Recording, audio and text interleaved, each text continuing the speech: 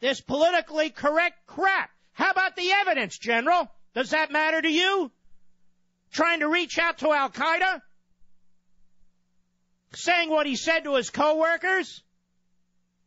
And who's bigoted around here? Nobody's saying that all Muslims behave this way. This guy behaved this way.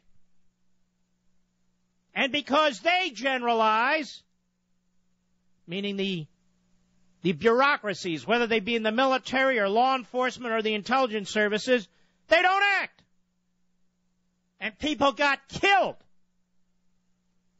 You're damn right we want to get to the bottom of this thing. We need to know what happened. But then we get all kinds of stuff. Like Evan Thomas at Newsweek on Inside Washington yesterday, and a hat tip to iBlast TV. This is the kind of moron that is in this oligarchy that I'm talking about. Absolute moron who hates us more than he's concerned about the enemy. Jihadists. Listen to this. Cut 2, go. I cringe that he's a Muslim. I mean, because it just inflames all the fears. I think he's probably just a nutcase. But with that label attached to him, it'll get the right wing going. And it just, I mean, these things are tragic, but that makes it much worse.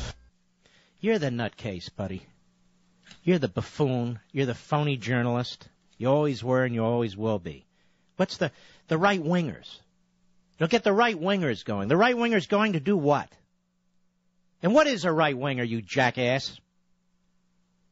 People who believe in national security? People who are logical?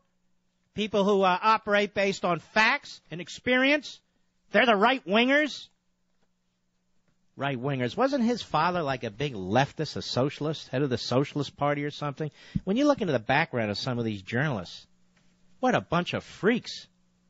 Like this Chris Matthews was a drunk.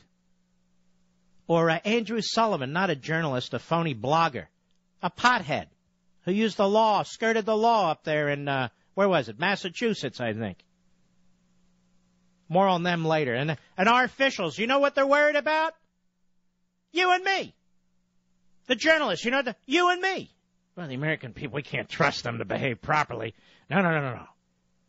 I mean, these are the same people who slavishly slobber all over the memory of Franklin Delano Roosevelt. I mean, Barack Obama considers himself Franklin Delano Roosevelt when he doesn't think he's Jesus and Muhammad and Abraham Lincoln and God knows what else. The Messiah. FDR. He was a left-winger, you jerk. He was a left-winger, and you know what he did? He actually rounded up Japanese Americans and Americans of Japanese descent. Oh, I'd say about 110, 120,000 of them. And he had camps built.